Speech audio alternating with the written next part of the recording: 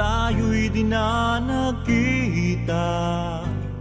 Magandang araw po sa inyong lahat, mga giliw naming tagapakinig. Narito po ang karugtong ng kasaysayan na itinampok namin sa linggong ito, dito sa ating dulang. Luha. Ha? Anong ibig mong sabihin? Dito na kayo titira? Oho, pinapaupahan na kasi namin ni Paing yung ibaba ng bahay namin.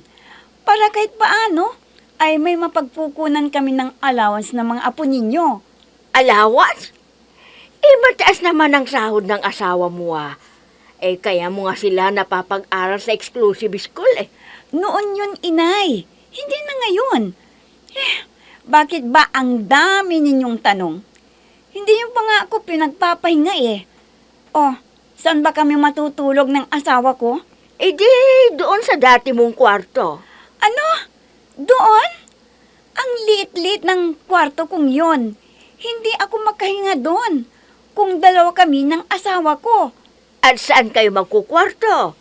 Maliban lang kung maghiwalay kayo ng asawa mo ng higaan. Doon ka sa kwarto mo dati, at doon naman ang asawa mo sa dating kwarto ng kapatid mo. Ano? Ang inay naman.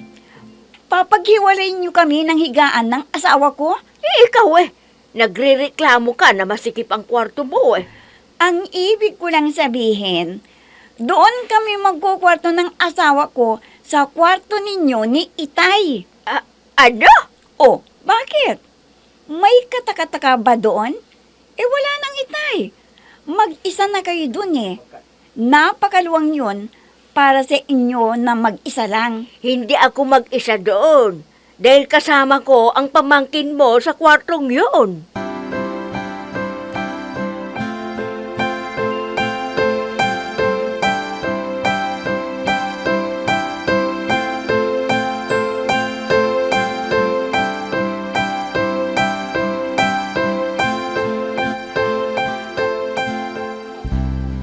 Hoy, yabot mo nga sa akin yung bowl na yan?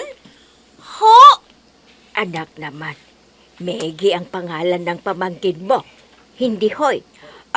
Hoy, Maggie. Iabot mo nga sa akin ang bowl na yan? Opo! Kaya mo namang abutin Uutusan mo pa yung bata kumakain pa. Bakit kasi nakikialam kayo? Inuutusan ko lang para matuto ng gawaing bahay. Lola, tita, tapos na po akong kumain. Papasok na po ako sa kwarto. Sige, matulog ka na Opo, Lola. At saan siya matutulog, inay, ha? Bakit pumasok pa rin siya sa kwarto ninyo? Dahil katabi ko nga siya sa pagtulog At pwede ba, inay, kung inuutusan ko siya, huwag kayong makialam. Paano ako susundin ng batang yun kung kayo ang gumigit na? Ayaw niyo bang tuturuan ko siya? Inuutusan ko lang Nakialam na kayo kaagad na tila ayaw niyong mautusan ko siya. Hindi naman sa ayaw ko, anak. Hindi naman kasi tama ang iniuutos mo sa kanya. Tama ba yung nasa harapan mo na ngayong pagkain uutusan mo pa siya na ilapit sa'yo? Samantalang malayo sa kanya at kumakain pa siya? Ganyan, inay. Kampihan ninyo ng kampihan ng batang yon. Bakit? Sino ba sa aming dalawa ang mahal ninyo? Ako na anak ninyo o ang batang yon na apo lamang ninyo? Kayong dalawa, siyempre. Anak kita at apo ko naman si Meggie. Kaya lumalaki ang ulo ng batang yon. Kasi masyado niyong binibibi.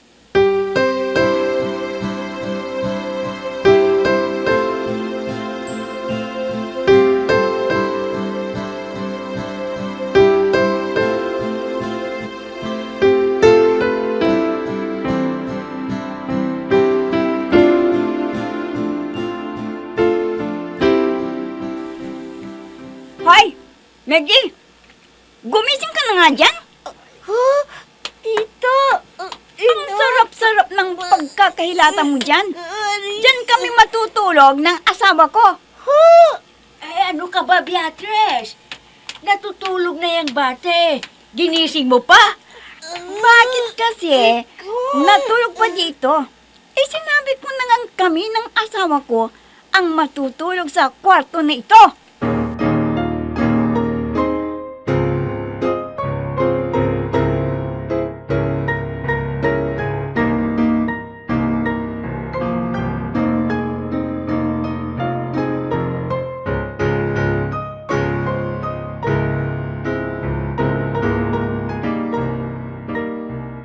Lola, bakit dito tayo sa sala natulog? At bakit ako ginising ni Tita Beatrice at pinawalis ako? Apo, gabing-gabi na. Ang mabuti pa, matulog ka muna dito sa sofa ha, habang nililinisan ko tong dating kwarto ng mami mo. Bakit niyo lilinisan ang kwarto ni Mami Lola? Dahil kung hindi, wala tayong mahigaan. Kung gusto mo, Lola, dito ka nilang sa sopa matulog. Ikaw, saan ka hihiga? Dito na lamang ako sa sahig. Ay, nako, ang apo ko talaga, oo. Sige, ganito na lang ha. Sasapinan natin tong sahig at dalawa tayong matutulog dito. Sige po, Lola. Naantok na ako eh. Matulog ka na.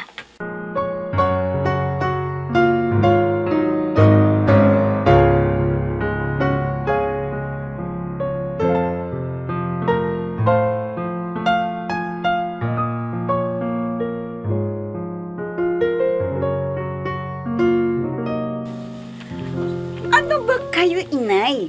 Tanghaling tapat na. Pero nagkahilata pa rin kayo dyan sa sahig. Wala pang pagkain. Ang sarap-sarap ng tulog niyo eh. Wala pang pagkain. Magluto na kayo. Tsaka yung batang yan. Talaga bang ganito siya magising? Tanghaling tapat na eh. Tulog pa rin? Kwan kasi. Napuyat kagabi dahil nga ginising mo siya eh. Matagal muna bago siya nakatulog. Kaya ito, tulog pa rin. Mege, gumising ka na apo ha. At may pasok ka pa sa school. Naantok pa ako, Lola.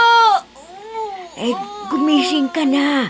Dahil may pasok ka ngayon sa eskwela. Malilig ka.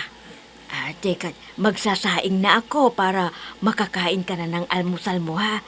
O sige na, gumising ka na at nang makapaligo ka na. Opo, Lola.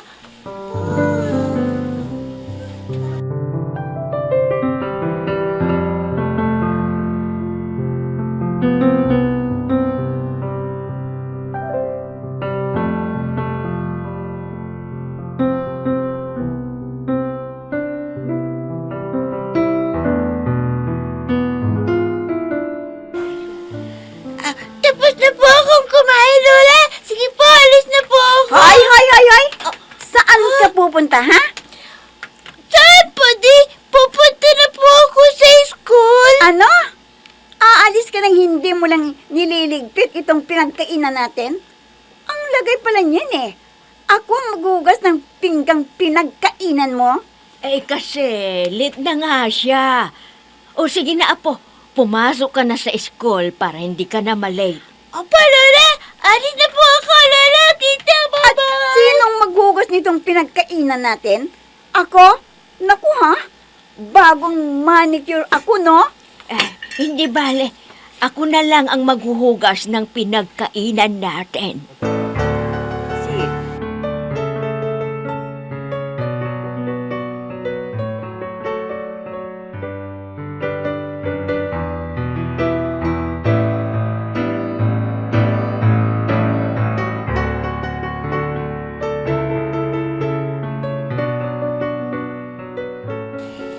Nag-text sa akin yung bunso mo.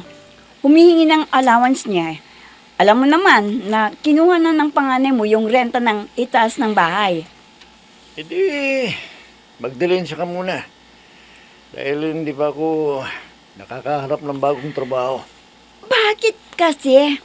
Hindi mo tanggapin ang iniaalok na trabaho sa'yo ng dati mong kaklase? Ano? Gusto mong tanggapin ko ang trabaho yan? Bukod sa napakababa ng sweldo, siyang magiging superior ko. Hindi ko pinangarap na siyang maging boss ko, no? Kaysa wala kang trabaho. Ubos na ang savings natin. Kaya nga tayo umuwi dito sa probinsyang ito para makatipid tayo sa pagkain eh. Pangpagkain na ng dalawang mong anak yung renta sa bahay. Ikaw naman kasi, hindi mo pinaglaban ang karapatan mo sa kumpanyang yon. Anong karapatan ang sinasabi mo? Pag-aari ko bang kumpanyang yon? Ha? Para hanapan ko sila ng karapatan? Ang ibig ko lang sabihin ay dapat may separation pay ka. Paano nila ako babayaran, ha? Pinanghinalaan nga ako ng kasabot ng tresurero sa kumpanyang yon sa nawawalang pera. Ewan ko sa'yo. Gagawa ka rin lang ng kabulastugan, hindi pa nilubos-lubos para sana kahit matanggal ka sa trabaho, may malaki kang pera. Hindi ka nito na parang bumalik tayo sa wala.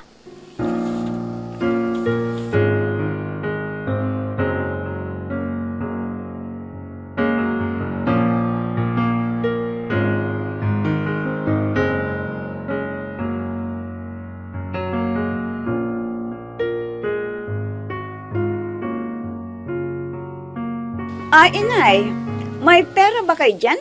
Ha? Bakit? May pagkakagastusan kasi ng dalawa ninyong apo, kaya bigyan ninyo ko. Hindi pa dumarating ang pensyon ko eh. Bakit? Wala ho ba kayong naiipon? Malit lang naman ang pensyon ko, anak eh. Ibinabudget ko lang para sa amin ng pamangkin mo. Ano? Kaya naman pala eh. Wala kayong pera. Kasi isinasali niyo rin sa budget ninyo ang batang yun. Hindi ba dapat? At paano siya mabubuhay kung hindi siya kasali sa budget ko? Kaya nga, pagdating sa batang yun, may budget kayo. Pero sa dalawa ninyong apo sa akin, ay wala.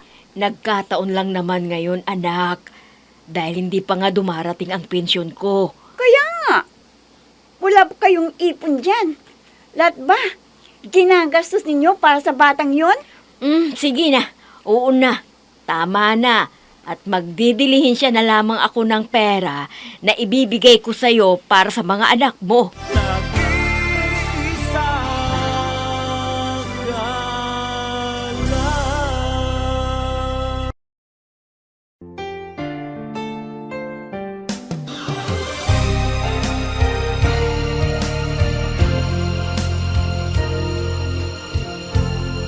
Magmula nang tayo'y di na nakita, nadama ko ang Nakita kong maagang umalis ng bahay niyo si Beatrice at ang asawa niya.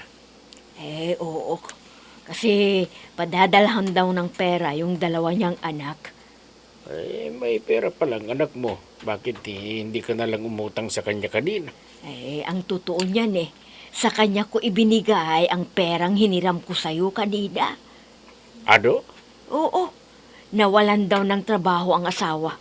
Kaya nagbabaka sakaling makahanap ng trabaho dito sa probinsya. Hindi ba nabanggit mo sa akin na may nag-alok na ng trabaho sa manugang mo? Oo. Yung dati raw niyang kaklase, pero hindi nga niya tinanggap dahil mababa raw ang sahod. Ay, nako, tinanggap na sana habang wala pa siyang nakikitang mas malaking sahod. Sayang naman. Yun na nga ang sinasabi ko Pero napahiya lang ako nang sagutin ako ng manugang ko ng pabalang. Kaya hindi na lamang ako umibig para wala ng gulo.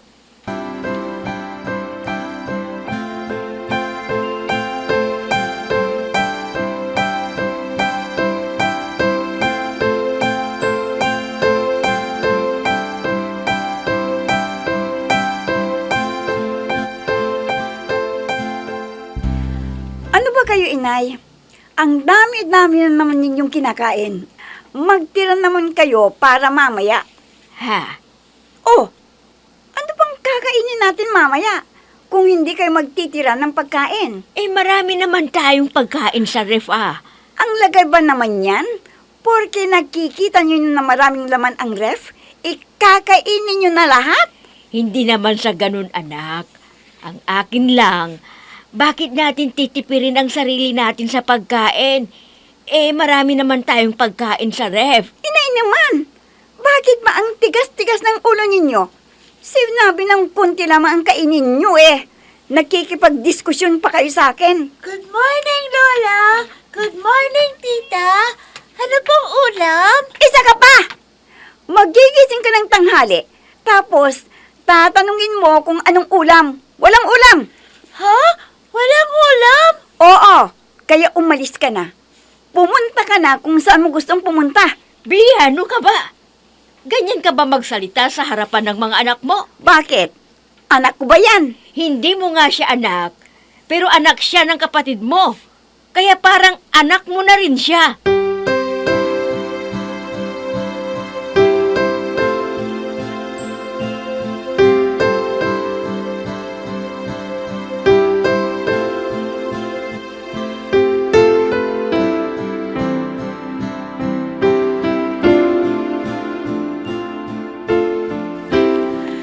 Hindi pwedeng ganito na lamang tayo lagi. Kailangang may mapagkukunan ka ng pera. Oo, alam ko. Kaya nga ako nag-iisip ng paraan kung paano ako magkakapera at magkakatrabaho. Laging ganyan na lamang sinasabi mo. Magmula nang matanggal ka sa trabaho Sinasabi mo na yan. Pero wala namang nangyayari. Oo, may mangyayari kung makikiisa ka sa plano ko. Bakit kailangan pa akong magkiisa? Ikaw naman itong kailangan kumita ng pera? Dahil hindi ko magagawang mag-isa kung hindi ka aayon sa gusto kong mangyari. Ha? Anong ibig mong sabihin? Makinig ka at sasabihin ko sa iyo ang plano ko. At sinisiguro ko sa iyo, nakikita tayo ng malaki.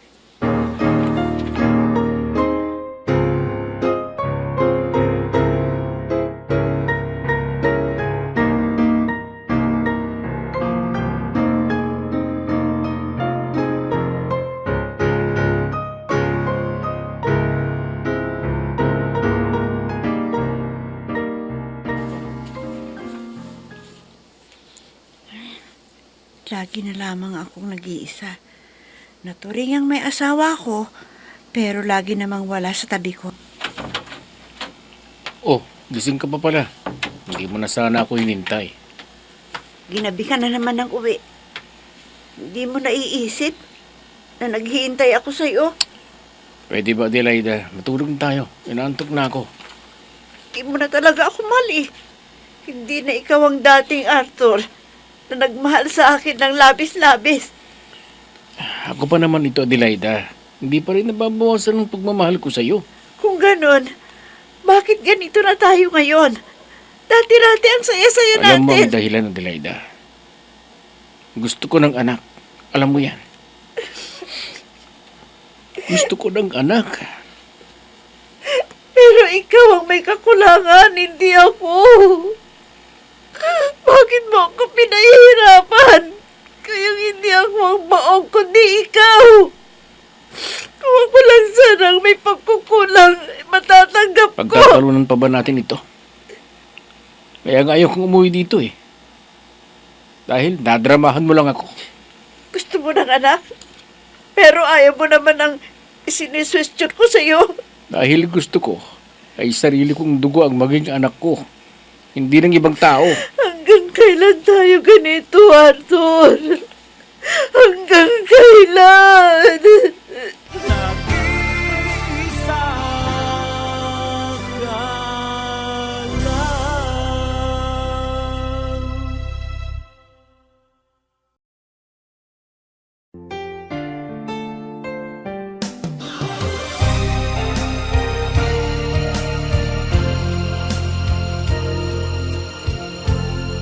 Magmula nang tayo'y Ano ang kahihinatnan ng pamumuhay ni Beatrice? Mga giliw naming tagapakinig, sundan bukas ang karugtong ng kasaysayan na itinampok namin sa linggong ito dito sa ating dulang. Luha! Mga nagbibigay buhay sa ating dula ay sina Mayra Abrehal Narnola, Susan Madigdan, Robert De Guzman, Jun Cabato, Emma Dalope, Andrea Solar, Ami Diaz, Jonathan Bravo, at si Oscar Ora. Technical Supervision at Musika, Oscar Ora. Nilapatan ng tunog ni Robert De Guzman, Willie Francisco. Sa panulat at direksyon, Eva Alcoriza. Inihahandog sa inyo ng F3 Recording Studio para sa Pambansang Radyo ng Pilipinas, Bombo Radio, Philippines.